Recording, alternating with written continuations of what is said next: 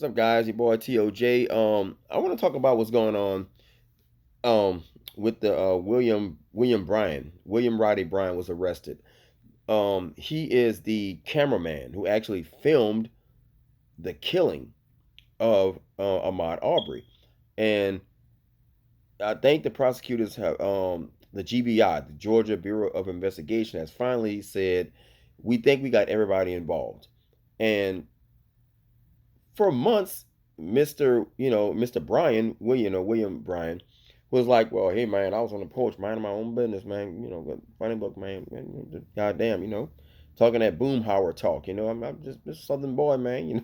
Minding my own business, man, doing my thing. Southern boy. And he was trying to make it seem like he had nothing to do with it. I was just there, man, in my car. He was there. No, what the prosecutors put together or the investigators put together was that between the time of 1 p.m. and 1:20, he had contact with the McMichaels. I don't know what, if it was, telephone or what have you, but he had contact with them. And together, he said he just saw them driving, chasing somebody. That's a witness. When you're sitting in your yard, minding your business, washing your car, eating corn or whatever, people do in that neighborhood, drinking some iced tea, and you see a dude running, you're like, well, damn, look at this crazy shit. Whatever. That's a witness. Once you get in your car and you make it your business to go and get involved in that, and you use your car to try to pin the man in and detain him, that's false. That's false imprisonment.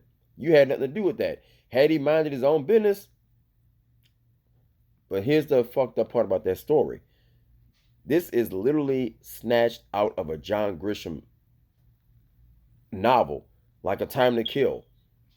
And it's one of them Southern Georgia situations. I think A Time to Kill was Mississippi, and this is one of them Southern states, one of them novels. You got white people connected to local law enforcement, and the unfortunate young black person or the black man that's killed, and you got that one lawyer that's got to come down there and fight the racism and all that other shit. It's playing itself out in 2020. This is sad, dude. It just goes to show you, man. It's like with black people, it's like the football thing. That any given Sunday, any given day, with us, you can end up being a hashtag on Twitter, and celebrities will be tweeting your damn name. You was a nobody running or jogging, looking in the house, watching it be under construction, and before you know it, you're a hashtag because some damn assholes don't want you in their neighborhood. And unfortunately, this is a very unfortunate teachable moment for black men, especially. And it's the one thing you hate, to be the bearer of bad news, or to be the one like evil or mean messenger.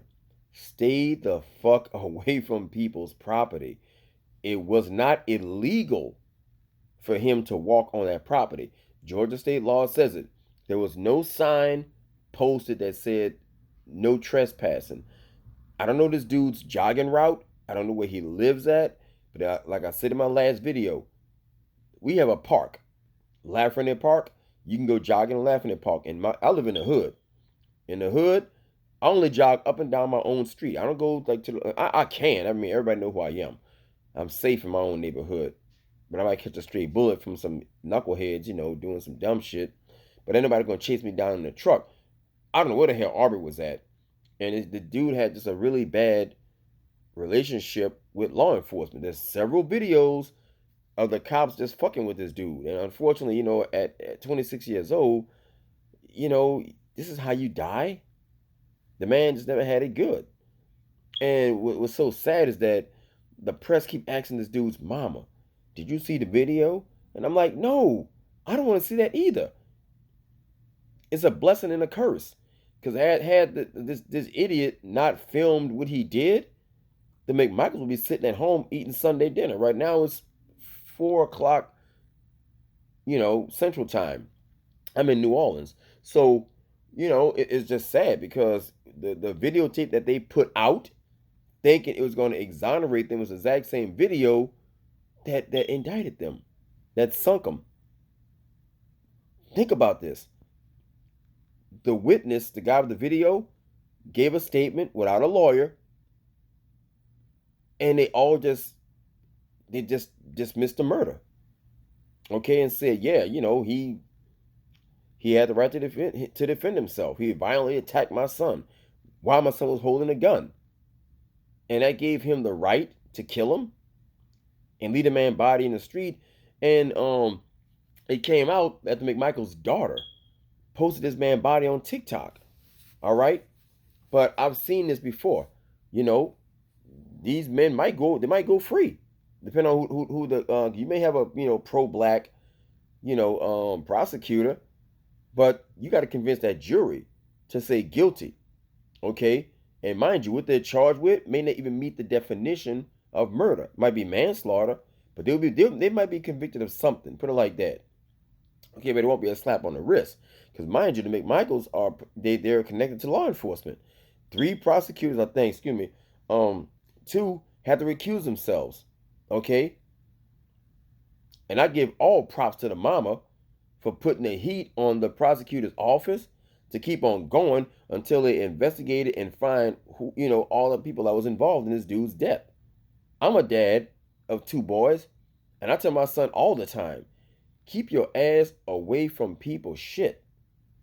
My son I remember a couple of years ago, my son was doing some dumb Instagram shit across the highway to get a place called Brian Chevrolet. This dumb motherfucker was doing that hood rat shit. You know when these little niggas be getting out there and they go stunting. He went got next to a Mustang or like Bumblebee, a Camaro. He got next to a Camaro and he was flossing and taking pictures next to a Camaro so he can put it on his Instagram page. And a cop found him and said, "Bro, you've been walking around this property." They watched him on a remote camera and said, "We have footage of you just roaming around the parking lot." And it's in the I thought I had company. So the police was like, "I saw your son. I saw his last name, and he said you was his dad." So thankfully, I'm a known person, and they let him go. But the man said, "Bro, don't do that again, no, because somebody other than me could have killed you, and I could have just said I feared for my life." And that's is one of the moments I never forget. Back in '94, I did 18 months in jail because I was with my cousins when they robbed the bank. Now they told the police I didn't get none of the money. They said no, he didn't know we even did it. But I got charged with accessory after the fact. And I guess you want to call it like an innocent bystander, but I was there. Only thing that fucked me up, I gave a whole statement without a lawyer. After watching first 48, I learned I ain't saying shit until I get a lawyer. I know the meaning between. I was 19 years old. I didn't know the I was trying to be cool. That's what I'm thinking. I'm exonerating myself by saying, "Oh no, I didn't. I didn't get no money." They told me they did it, after the fact, and the cop gave me accessory after the fact. My cousin got 12 years. Him and the white dude. I got 2 years, but they gave me it was like 18 months.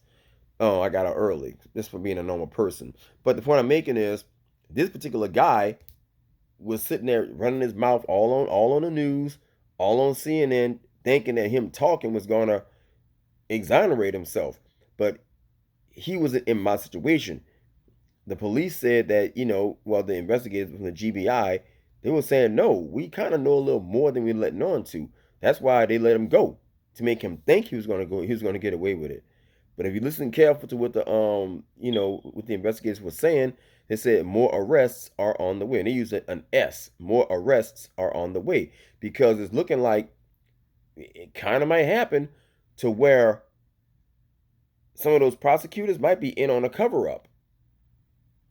You see what I'm saying? So the police do that. They have strategies. They'll let you go, or they'll let a select few people go, making them think they're not looking at email exchanges and all of that, because a cop actually gave the guy that owns the house the McMichael's personal cell phone number. Say, call McMichael. He good. So he's actually known for being one of them right-wing gun nut people that robs the neighborhood on that George Zimmerman bullshit. All right? So this case is going to be bad. Anyway, guys, let me get out of here. No, that's just my opinion. May they all rot in hell.